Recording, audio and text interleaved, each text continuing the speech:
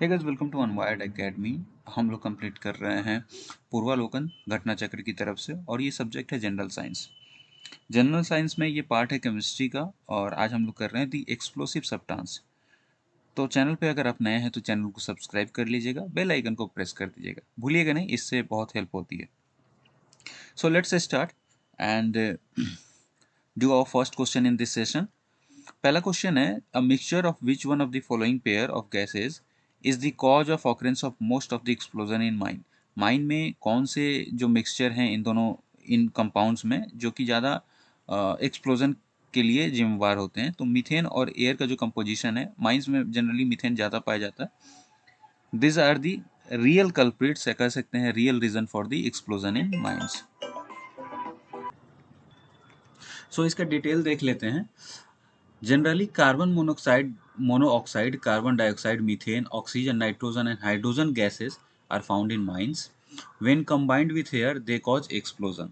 ठीक है, तो याद रखिएगा कौन कौन से गैस पाए जाते हैं। Monoxide, dioxide, methane, nitrogen, hydrogen gases.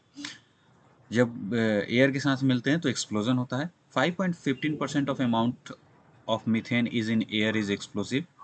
In air 12.5 to 74% of carbon monoxide is explosive.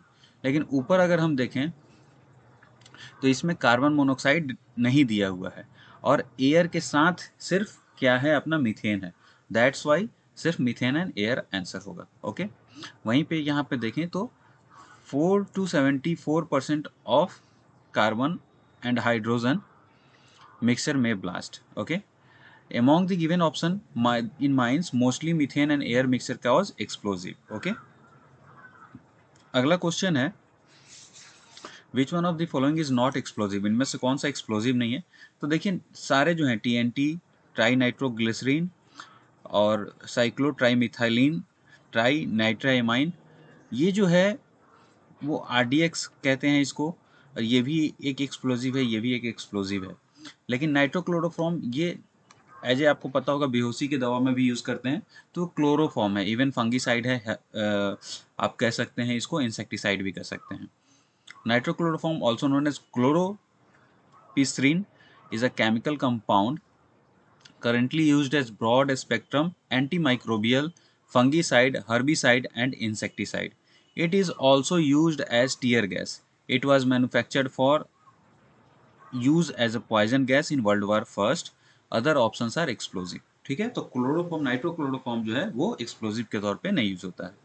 अगला क्वेश्चन है, which one of the following is not explosive. Same यहाँ पे नाइट्रोक्लोरोफॉर्म आंसर हो जाएगा।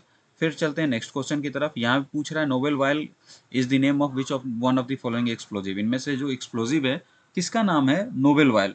तो नोबेल वायल जो ग्लिसरीन जिसमें यूज होता है उसी को कहते हैं नोबेल वायल। तो आंसर क्या हो जाएगा, TNG, Trinitroglycerin. TNG is also known as noble oil, is an explosive fluid.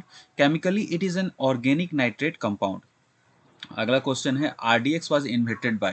तो ये इन्वेंट किया गया था जॉर्ज फेडरिक हेनिंग के द्वारा। RDX इन्वेंट किया गया था और ये जर्मनी में हुआ था। वर्ल्ड वार 2 में इसका बहुत ज़्यादा यूज हुआ था RDX का, इसको आप ध्यान रख सकते हैं। विच one of the following statement is correct. DDT is antibacterial compound. नहीं, गलत है। DDT एक तरह से आप कह सकते हैं छिड़काव होता है इंसेक्टिसाइड्स को मारने के लिए। TNT is insecticide. RDX is explosive. TNT जो है एक्सप्लोजिव है, RDX एक्सप्लोजिव है, तो RDX वाला सही है। LSD is an antiviral compound. Okay, तो LSD जो है वो ड्रग्स है, ड्रग्स में यूज होता है, not an antiviral compound.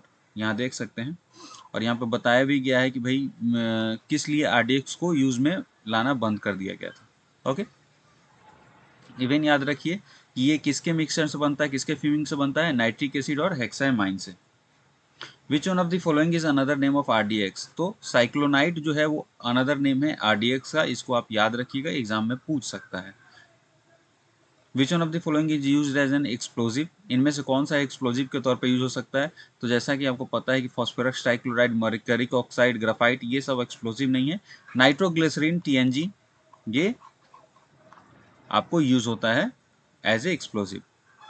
Okay, या फिर ग्लिसरीन को GTN भी कहते हैं, ग्लिसरीन ट्राइनाइट्रेट, या फिर इस नेम से भी जाना जाएगा 1,2,3 ट्राई नाइट्रोक्सी प्रोपेन। तो ये भी याद रखिएगा।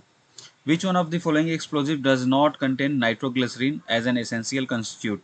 तो एम्थॉल जो होता है इसमें नाइट्रोग्लिसरीन नहीं होता, बाकी डायनामाइट, कॉर्डाइट, ब्लास्टिंग जेलेटिन में सब में नाइट्रोग्लिसरीन पाए जाते हैं। Cordite, blasting gelatin and dynamite contain nitroglycerine as an essential constituent while highly explosive element amatol is not.